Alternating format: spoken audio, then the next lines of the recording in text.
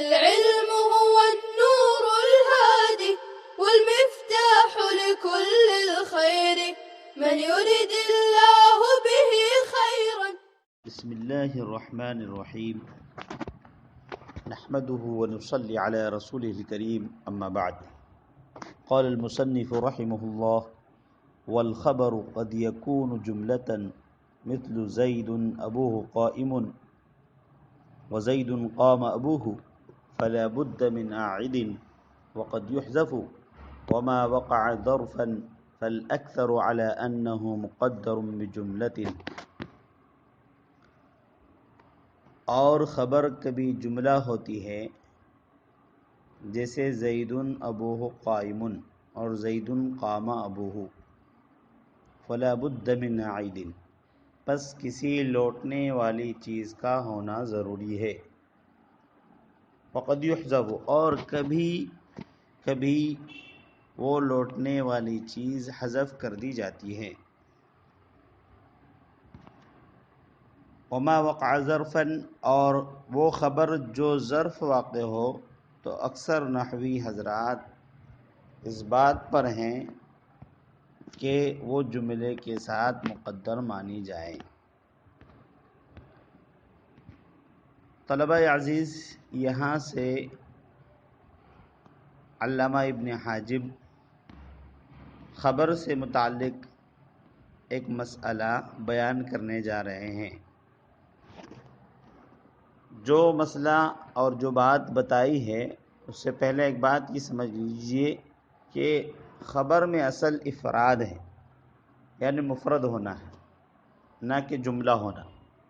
خبر عام طور پر اور اصل کے اعتبار سے مفرد ہوتی ہے، مفرد کی شکل میں آتی ہے. جیسے آپ دیکھیں، زید قائم، القلم جید، الکتاب جدید، اس طرح آپ دیکھ سکتے ہیں. تو خبر جو ہے وہ مفرد کی شکل میں آتی ہے، اصل یہ ہے. لیکن کبھی کبھی جملے کی شکل میں بھی آ جاتی ہے، اسی لیے مصنف نے فعل مضارع پر قد داخل کیا، اس سے تقلیل کا فائدہ حاصل ہوتا ہے. والخبر قد یکون جملۃ، تو قد، جیسے کہ ہم نے بھی اس سے پہلے آپ کو بتایا تھا کہ فعل مضارع پر اگر قد آئے تو تقلیل کے معنات، یعنی کبھی کبھی. تو اس سے بھی پتہ چلا کہ اصل خبر میں افراد ہے، مفرد ہونا ہے. جملہ کی شکل میں آنا خبر کا یہ کبھی کبھار ہے. بہرحال تو خبر کبھی جملے کی شکل میں ہوتی ہے. اب خبر کے جملہ ہونے کی 3 صورتیں. خبر جملہ اسمیہ کی شکل میں ہو، جیسے مصنف نے مثال دی زید ابوہ قائم. یہاں پر زید مبتدا ہے، ابوہ مضاف مضاف الیہ مل کر مبتدا، اور قائم یہ خبر ابوہ کی. پھر ابوہ مبتدا، قائم اپنی خبر سے مل کر جملہ اسمیہ خبریہ ہو کر خبر زید، تو جملہ اسمیہ کی شکل میں. اسی طرح خبر کبھی جملہ فعلیہ کی شکل میں ہوتی، جیسے مصنف نے اس کی مثال دی زید قام ابوہ. یہاں پر بھی زید مبتدا، قام فعل، ابوہ مضاف مضاف الیہ مل کر فاعل، فعل فاعل مل کر جملہ فعلیہ ہو کر خبر. تو یہاں پر خبر جملہ فعلیہ کی شکل میں. اسی طریقے سے کبھی خبر جملہ شرطیہ کی شکل میں اور صورت میں ہوتی ہے، جیسے زید ان جاءنی اکرمتہ. یہاں پر زید مبتدا ہے، ان جاءنی اکرمتہ یہ پورا جملہ شرطیہ ہے اور یہ خبر واقع ہے. مصنف نے اس کو بیان نہیں کیا، لیکن ہم آپ کو بتا دیتے ہیں کہ کبھی خبر جملہ شرطیہ کی شکل میں بھی آتی ہے. اب جب یہ بات ہے اور یہ بات آپ سمجھ گئے ہیں کہ خبر کبھی جملہ کی شکل میں ہوتی ہے، چاہے جملہ اسمیہ ہو یا جملہ فعلیہ ہو یا جملہ شرطیہ ہو، تو آگے مصنف فرماتے ہیں فلا بد من عائد. اس کے لیے ایک شرط بیان کر رہے ہیں کہ خبر اگر جملے کی شکل میں ہو تو اس میں ایک عائد کا ہونا ضروری ہے جو مبتدا کی طرف لوٹے.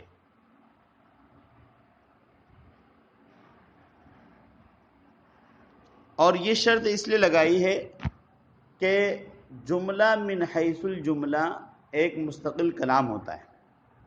یہ جو شرط لگائی فلا بد من عائد، جب خبر جملے کی شکل میں ہو تو اس میں ایک عائد کا ہونا ضروری ہے.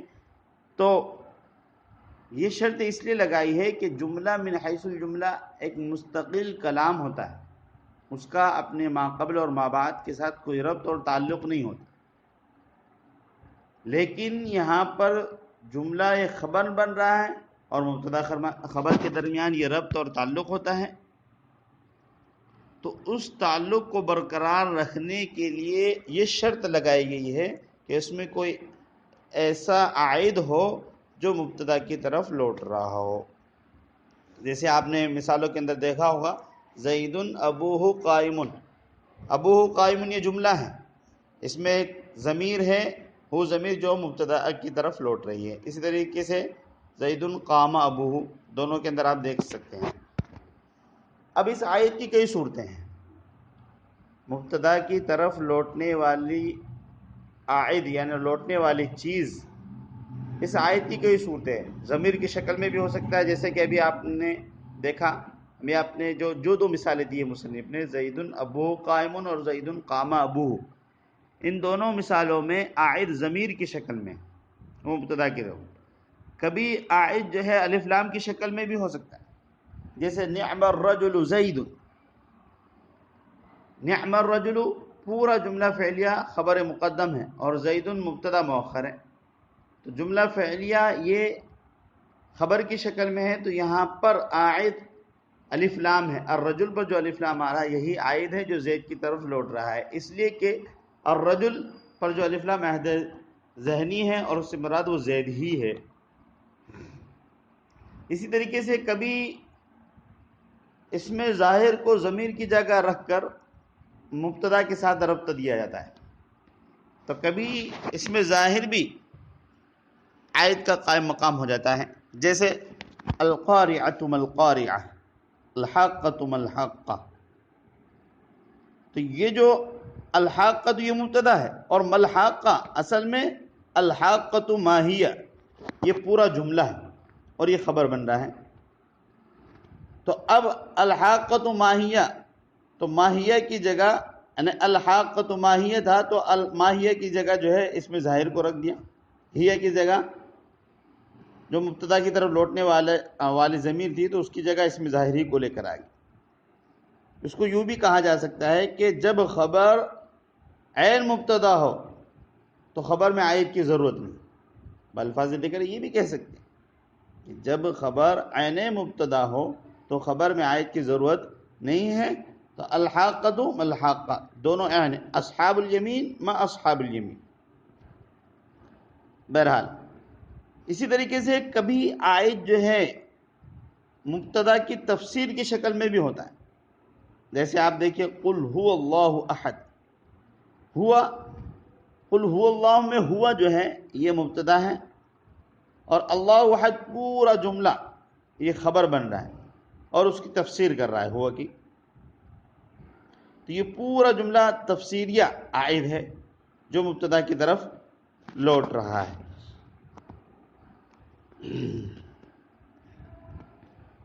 اس کے بعد مصنف فرماتے ہیں وقد یحذف. ابھی یہ جو بیان کیا گیا ہے کہ جملے کے اندر ایک عائد کا ہونا ضروری ہے، تو اب آگے کہہ رہے ہیں کہ کبھی کبھی اس عائد کو حذف بھی کر دیا جاتا ہے. وقد یحذف،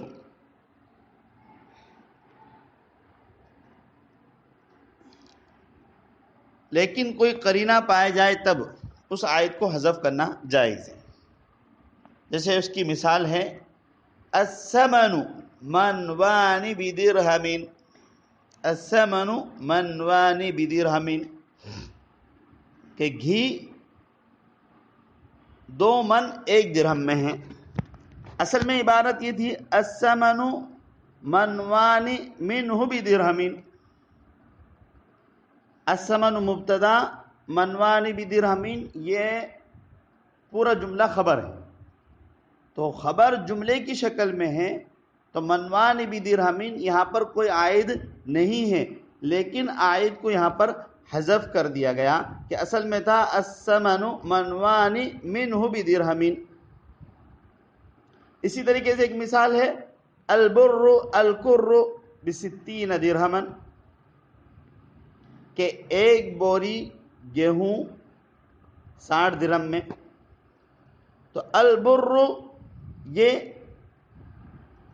مبتدا ہے اور الکر بستین درہما یہ پورا جملہ اس کی خبر ہے کہ البر مبتدا، الکر یہ مبتدا اور 60 درہما یہ ممیز تمیز مل کر، 4 مجرور مل کر یہ کیا ہوں گے؟ وہ خبر بنیں گے. اب یہ خبر تو ہے اور الکر مبتدا، مبتدا خبر مل کر جملہ اسمیہ خبریہ ہو کر پھر خبر ہوگا البر. تو خبر جملہ فعلیہ کی شکل میں ہے. تو ابھی آپ پڑھ کر آئے ہیں کہ عائد کا ہونا ضروری ہے، لیکن یہاں پر عائد نہیں ہے. اور عائد اصل میں کیا تھا؟ البر الکر منہ بستین درہما. تو ان دونوں مثالوں میں الثمن منوان بدرہم اور البر الکر بستین درہما، ان دونوں مثالوں میں عائد کو حذف کر دیا گیا ہے قرینے کی پائے جانے کی وجہ سے. اب وہ قرینہ کیا ہے؟ قرینہ یہ ہے کہ ظاہر سی بات ہے گھی بیچنے والا یا گیہوں کو بیچنے والا وہ اگر بھاؤ بتا رہا ہے، قیمت بتا رہا ہے، تو کس کی بتائے گا؟ اگر جو گھی بیچنے والا ہے تو وہ گھی کی قیمت بتائے گا، اور اگر گیہوں کو بیچنے والا ہے تو وہ گیہوں کی قیمت بتائے گا، کوئی دوسری چیز کی قیمت نہیں بتائے گا. تو یہاں پر قرینے حالیہ اور مقالیہ اس پر دلالت کر رہا ہے، اس لیے منہ ضمیر کو حذف کر دیا ہے جو عائد بن رہا ہے. تو الثمن منوان بدرہم اور البر الکر بستین درہما، یہاں پر ان دونوں مثالوں میں منہ ضمیر عائد تھی، اس کو حذف کر دیا قرینے حالیہ اور مقالیہ کی وجہ سے. اور ہم نے بتا دیا قرینہ کیا ہے کہ گھی کا بیچنے والا گھی کی قیمت بتائے گا. تو منہ اب بولنے کی ضرورت نہیں ہے، سامنے والا سمجھ جائے گا. اگر جیسے گھی بیچنے والا آواز لگا رہا ہو کہ بھئی 2 من گھی جو ہے 1 درہم میں، 2 من گھی یا گھی، اس طرح آواز لگا گھی 2 من 1 درہم میں، 2 من 1 درہم میں، تو اب ظاہر سی بات ہے کہ وہ گھی ہی کے بارے میں کہہ رہا ہو، اس لیے منہ ضمیر کو حذف کر دیا.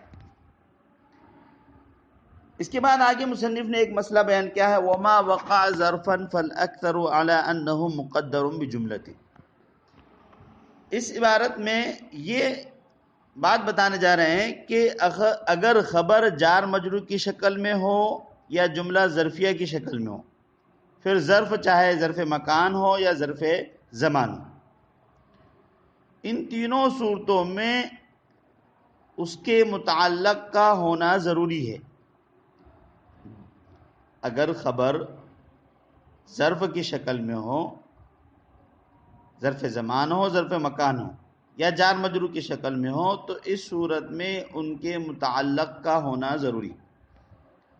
اب وہ متعلق جملہ کی شکل میں بھی ہو سکتا ہے اور مفرد کی شکل میں بھی ہو سکتا ہے. اکثر نحوی حضرات جیسے کہ بصریین وغیرہ کا مذہب ہے کہ ایسی صورت میں جب خبر ظرف کی شکل میں ہو یا جار مجرور کی شکل میں ہو تو کسی فعل ہی کو محذوف مانا جائے گا تاکہ فعل فاعل مل کر جملہ بنے. اور وہ جملے کو ہم مقدر مانیں. کیوں؟ اس لیے کہ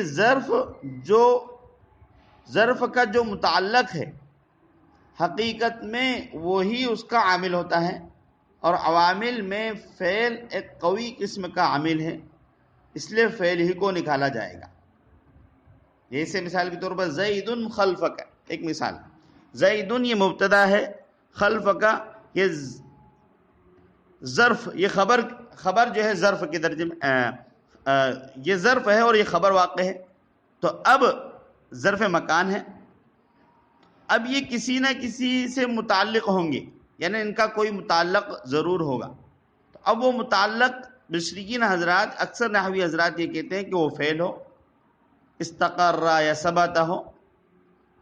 تو اب فعل فاعل مل کر جملہ فعلیہ خبریہ ہو کر خبر بنے گی زید کی،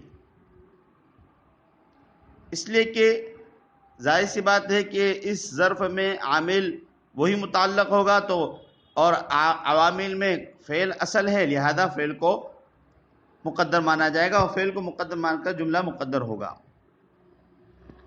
لہذا عبارت اس طرح ہو جائے گی زید استقر خلفک یا زید ثبت خلفک. تو اکثر نحوی حضرات یہ کہتے ہیں کہ جب خبر ظرف کی شکل میں ہو تو اس صورت میں جملے ہی کو مقدر مانا جائے گا. لیکن بعض حضرات جیسے کہ کوفی حضرات یہ کہتے ہیں، ان کا مذہب یہ ہے کہ کسی مفرد کو متعلق مانا جائے گا، اسماء مشتقہ میں سے کسی کو متعلق مانا جائے گا. یعنی وہ یہ کہتے ہیں کہ جیسے آپ نے یہ کہا کہ زید خلفک استقر اور ثبت فعل کو مقدر مانا، ہم کہتے ہیں کہ نہیں، اس میں مشتق کوئی ہوگا. زید خلفک میں مقدر مانگے مستقر یا ثابت. یہ کون کہتے ہیں؟ بعض حضرات جس میں کوفی حضرات بھی ہیں. کیوں؟ اس لیے کہ یعنی ان کے کہنے کا مقصد یہ ہے کہ جملے کو مقدر نہیں مانیں گے بلکہ مفرد کو مقدر مانیں گے، اس میں مشتق کو. کیوں؟ اس لیے کہ خبر میں اصل مفرد ہونا ہے اور یہ مفرد کی جگہ میں ہے، اس لیے مفرد ہی کو مقدر مانا جائے. لہذا اس طرح کریں گے زید مستقر خلفک یا زید ثابت خلفک. لیکن مصنف کا مذہب بھی وہی ہے کہ اکثر نحویوں کا، اسی لیے کہہ رہے ہیں کہ اکثر نحوی حضرات وما وقع ظرفا فالاکثر علی انہ مقدر بجملۃ، اور جب خبر ظرف واقع ہو تو اکثر علماء نحو اس بات پر گئے ہیں کہ جملے کو مقدر مانا جائے. لیکن اگر دیکھیں تو ہمارے دیار کے اندر ہمارے یہاں پر کوفیین کا مذہب رائج ہے، اس لیے ہم کہتے ہیں کہ ثابت شبہ فعل سے متعلق ہو کر خبر، ثابت شبہ فعل سے متعلق ہو کر، قائل شبہ فعل سے متعلق ہو کر خبر بولتے ہیں. تو اسے پتہ چلا کہ ہمارے یہاں کوفیین کا مذہب رائج ہے.